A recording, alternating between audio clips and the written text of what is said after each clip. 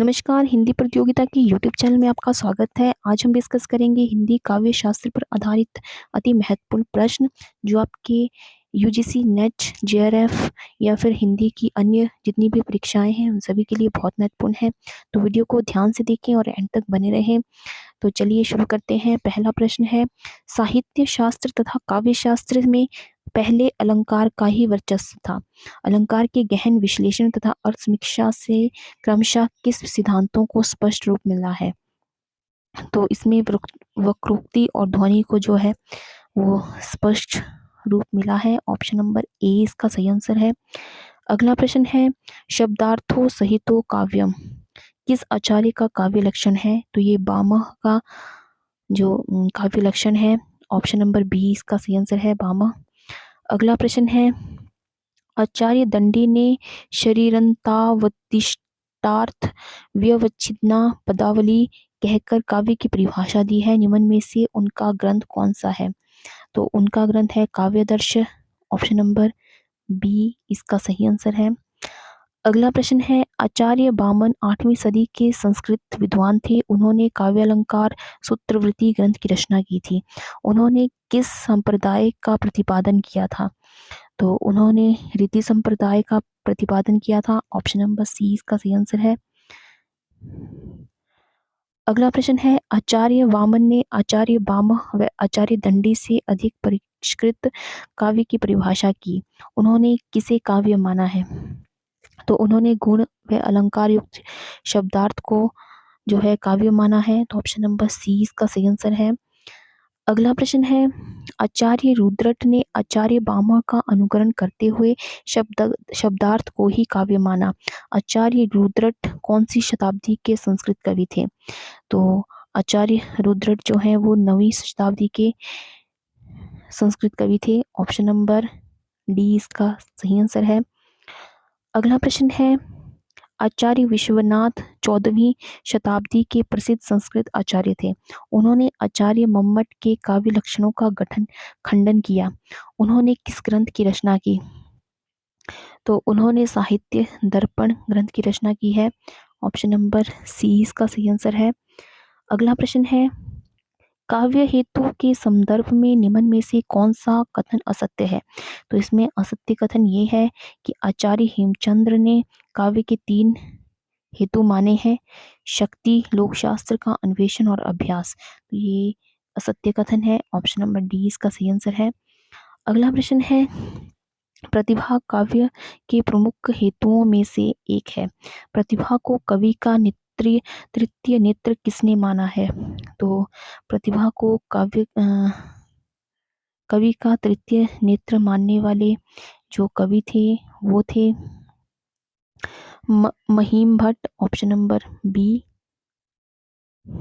इसका सही आंसर है। अगला प्रश्न है, काव्य के 3 प्रमुख हेतु हैं: प्रतिभा, व्युत्पत्ति तथा अभ्यास। व्युत्पत्ति का अर्थ बहुज्ञता किसने माना है? तो व्युत्पत्ति का अर्थ बहुज्ञता जो है वो राजशेखर ने माना है। ऑप्शन नंबर बी इसका सही आंसर है। अगला प्रश्न है, काव्य प्रयोजन के संदर्भ में कौन सा कथन असत्य है? तो इसमें असत्य कथन ये है कि काव्य रचना में रचनाकार का कोई उद्देश्य निहित नहीं होता है। ऑप्शन नंबर बी इसका सही आंसर है। अगला प्रश्न है, आचार्य बामन, भरत मुनि, भामह, रुद्रट आदि ने अपने अपने काव्य के प्रयोजन सिद्ध किए हैं। आचार्य भामह के अनुसार काव्य का प्रयोजन क्या है?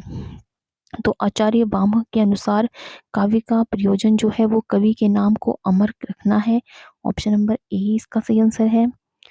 अगला प्रश्न है, हिंदी में रीतिकालीन आचार्यों तथा अन्य कवियों ने भी काव्य प्रयोजन पर विचार किया।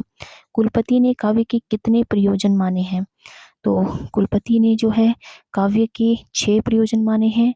ऑप्शन नंबर डी इसका सही आंसर है। अगला प्रश्न है, तुलसीदास जी भक्त कवि थे। उन्होंने भी काव्य प्रयोजन के विषय में अपना मत रखा। उनके अनुसार काव्य प्रयोजन क्या है? तो उनके अनुसार काव्य प्रयोजन स्वांततः सुखाय है।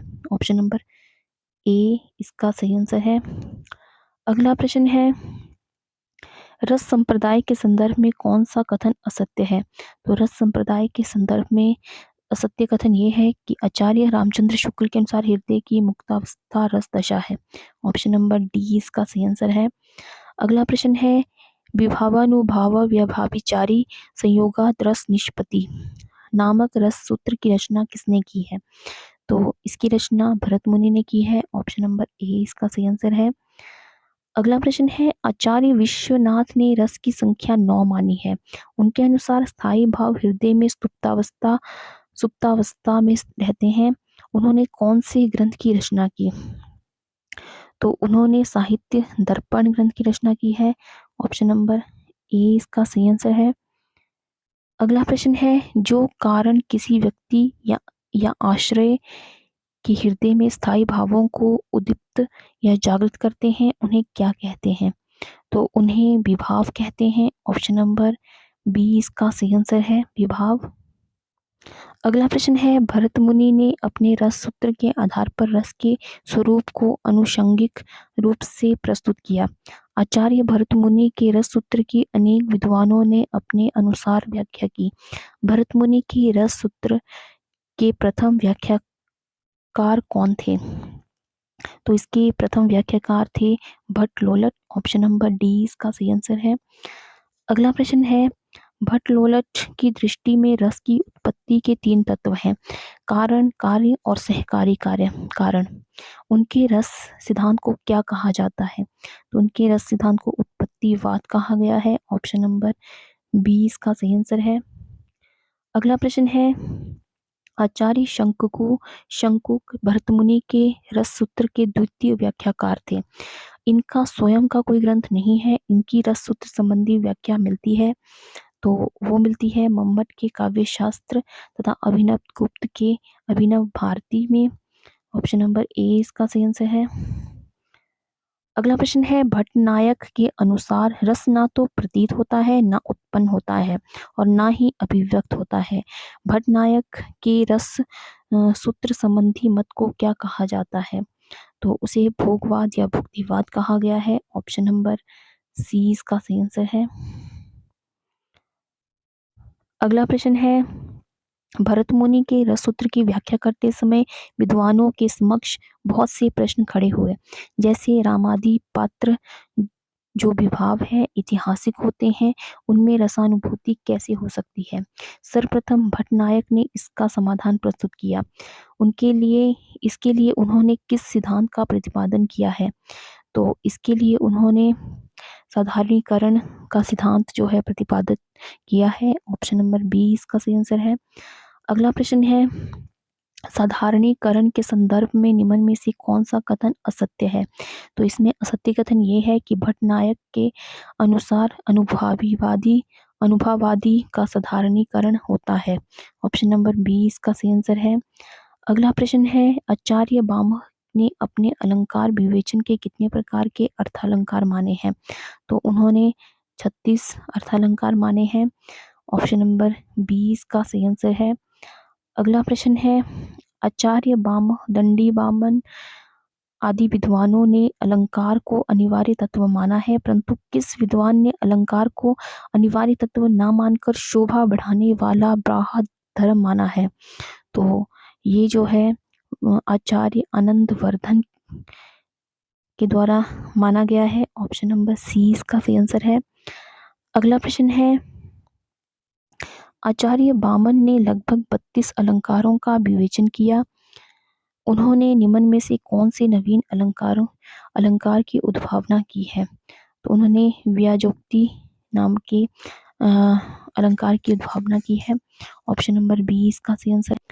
अगला प्रश्न है अप्पय दीक्षित ने जयदेव कृत ग्रंथ चंद्रलोक के आधार पर 118 अलंकारों की विवेचना की जिसमें 102 अर्थालंकार 7 रसावादी व 9 प्रत्यक्षादि प्रमाणालंकार थे। इन्होंने अपने कौन से ग्रंथ में उक्त अलंकारों की विवेचना की है? तो उन्होंने कुवलयानंद में जो है इन सभी अलंकारों की विवेचना की है। ऑप्शन नंबर बी इसका सही आंसर है। अगला प्रश्न है रीति संप्रदाय के प्रवर्तक आचार्य बामन थे। आचार्य बामन ने काव्यालंकार सूत्र में विशिष्ट पद रचना को रीति कहा है? रीति संप्रदाय को अन्य किस नाम से जाना जाता है? तो रीति संप्रदाय को गुण संप्रदाय के नाम से भी जाना जाता है। ऑप्शन नंबर ए इसका सही आंसर है। अगला प्रश्न है, काव्य शास्त्र में 3 प्रकार की शब्द शक्तियों का उल्लेख मिलता है। अभिधा, लक्षणा, व्यंजना। व्यंजना द्वारा व्यक्त अर्थ क्या कहलाता है? तो व्यंजना द्वारा व्यक्त अर्थ जो है प्रतीयमान अर्थ कहलाता है। ऑप्शन नंबर ए इसका सही आंसर है। अगला प्रश्न है, ध्वनि संप्रदाय के प्रवर्तक आनंदवर्धन है। इन्होंने काव्य के 3 भेद किए हैं, ध्वनि काव्य, गुणीभूत व्यंग्य काव्य तथा चित्र काव्य। निम्न में से कौन सा ग्रंथ इनका लिखा हुआ है? तो इनका लिखा हुआ ग्रंथ है ध्वन्यालोक। ऑप्शन नंबर सी इसका सही आंसर है। अगला प्रश्न है, ध्वनि मत का अनेक आचार्यों ने विरोध किया। इनमें से किस आचार्य ने ध्वन्यालोक में किए गए ध्वनि के सिद्धांतों को अनुमान माना? तो वो महिम भट्ट के द्वारा माना गया है। ऑप्शन नंबर बी इसका सही आंसर है। अगला प्रश्न है, वक्रोक्ति सिद्धांत के प्रवर्तक आचार्य कुंतक हैं। इन्होंने वक्रोक्ति जीवतम नामक ग्रंथ लिखकर अपने वक्रोक्ति सिद्धांत का प्रणयन किया। वे किस शताब्दी के आचार्य थे? तो वे जो हैं 10वीं शताब्दी के आचार्य थे। ऑप्शन नंबर डी इसका सही आंसर है। अगला प्रश्न है, औचित्य संप्रदाय के संदर्भ में निम्न में से कौन सा कथन असत्य है? तो औचित्य संप्रदाय के विषय में जो है वो आचार्य कुंतक औचित्य सिद्धांत के प्रणेता है, ये असत्य कथन है। ऑप्शन नंबर ए इसका सही आंसर है। अगला प्रश्न है, शब्द का अर्थ बोध कराने वाली शक्ति शब्द शक्ति कहलाती है। इनमें से किस विद्वान ने व्यापार शब्द का प्रयोग किया है? तो आचार्य मम्मट ने जो है व्यापार शब्द का प्रयोग किया है। ऑप्शन नंबर बी इसका सही आंसर है। अगला प्रश्न है, लक्षणा शब्द शक्ति के संदर्भ में निम्न में से कौन सा कथन असत्य है? तो असत्य कथन ये है कि लक्षणा शब्द शक्ति द्वारा भिन्नार्थ का ज्ञान कराने वाले शब्द लक्षणार्थ कहलाते हैं। ऑप्शन नंबर बी इसका सही आंसर है। अगला प्रश्न है, व्यंजना शब्द शक्ति से व्यंग्यार्थ का बोध होता है। इसके लिए ध्वन्यार्थ, सूच्यार्थ, प्रतीयमानार्थ आदि शब्दों का प्रयोग होता है। इसके 2 प्रमुख भेद हैं। तो इसके 2 प्रमुख भेद जो हैं वो है शाब्दी व आर्थी व्यंजना। ऑप्शन नंबर ए इसका सही आंसर है। अगला प्रश्न है, काव्य गुण के संदर्भ में निम्न में से कौन सा कथन असत्य है? तो इसमें असत्य कथन ये है कि भरत मुनि ने अपने ग्रंथ में 3 काव्य गुणों की चर्चा की है। ऑप्शन नंबर बी इसका सही आंसर है।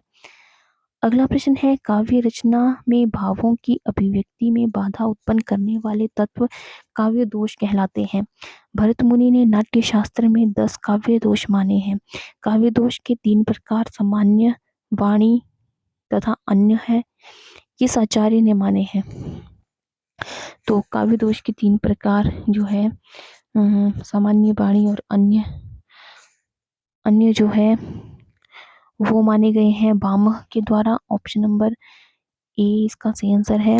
अगला प्रश्न है, शरीरता वदिष्टार्थ व्यवच्छिन्ना पदावली काव्य की यह परिभाषा किस आचार्य ने दी है? तो ये जो है वो दंडी के द्वारा दी गई है। ऑप्शन नंबर ए आचार्य दंडी, उन्होंने ये परिभाषा दी है। अगला प्रश्न है, काव्य शब्दों गुणालंकार संस्कृत्यो शब्दार्थियों वर्तते काव्य की यह परिभाषा किसने दी है? तो ये परिभाषा भामन के द्वारा दी गई है। ऑप्शन नंबर ए इसका सही आंसर है। निम्न में से काव्य आचार्य मम्मट द्वारा काव्य के लक्षण है। तो आचार्य मम्मट के द्वारा जो है काव्य के लक्षण वो हैं अदोषो व सगुणों, शब्दार्थों व दोषहीन और अनलंकृति पुनः क्यापी। तो 2, 3, 4 जो है इसका सही आंसर है। अगला प्रश्न है, काव्य के लक्षणों पर यह विचार किसने किया? यद्यपि सुजाति सुलक्षणी सुबरन सरस सुब्रत भूषण बिनु न विराजई कविता बनिता मित। तो ये जो है वो केशव दास के द्वारा लिखा गया है। अगला प्रश्न है, किस प्रभावोत्पादन तक और मनोरंजक मनोरंजन लेख, बात या वक्तृता का नाम कविता है, किसका कथन है? तो ये कथन जो है वो महावीर प्रसाद द्विवेदी जी का है। ऑप्शन नंबर डी इसका सही आंसर है। अगला प्रश्न है, काव्य संसार के प्रति कवि की भाव प्रधान मानसिक प्रतिक्रियाओं की श्रेय को प्रेय देने वाली अभिव्यक्ति है, यह विचार किसका है? तो ये विचार जो है वो बाबू गुलाब राय का है। ऑप्शन नंबर बी इसका सही आंसर है। अगला प्रश्न है, सर्वश्रेष्ठ क्रम में सर्वश्रेष्ठ शब्द काव्य है, किसका कथन है? तो सर्वश्रेष्ठ क्रम में सर्वश्रेष्ठ काव्य शब्द काव्य जो है वो कॉलरिज का कथन है। ऑप्शन नंबर सी इसका सही आंसर है। अगला प्रश्न है, नैसर्गिकी च प्रतिभा श्रुतम च बहु निर्मलम आनंदाश्चयाभियोगो अस्याः कारणम काव्य संपदा। काव्य हेतु के संदर्भ में यह मत किसने दिया है? तो ये मत जो है वो दिया गया है आचार्य दंडी के द्वारा। ऑप्शन नंबर सी इसका सही आंसर है। प्रमुख काव्य हेतु है, तो प्रमुख काव्य हेतु जो है वो है प्रतिभा, व्युत्पत्ति और अभ्यास। तो ऑप्शन नंबर सी इसका सही आंसर होगा। अगला प्रश्न है, प्रमुख अर्थ के साथ लक्षणार्थ का संबंध ही लक्षणा है, यह कथन किसका है? तो ये कथन जो है वो रसगंगाधर का है। ऑप्शन नंबर ए इसका सही आंसर है। अगला प्रश्न है, सा अक्षर को यह अर्थ ठीक कहीं ये ठहराए जानी परे जाति सुवह अविदावृत्ति कहाए। तो ये कथन जो है देव का है। ऑप्शन नंबर बी इसका सही आंसर है। तो ये थे आज के कुछ भारतीय काव्य शास्त्र पर आधारित महत्वपूर्ण प्रश्न जो आपके आने वाले एग्जाम में बहुत ही इंपॉर्टेंट है। तो आई होप आपको ये वीडियो पसंद आया हो, तो वीडियो को लाइक, शेयर और चैनल को सब्सक्राइब करना बिल्कुल ना भूलें। तो आज की वीडियो में बस इतना ही, मिलते हैं एक नई वीडियो में कुछ नए प्रश्नों के साथ। तब तक के लिए जय हिंद, जय भारत।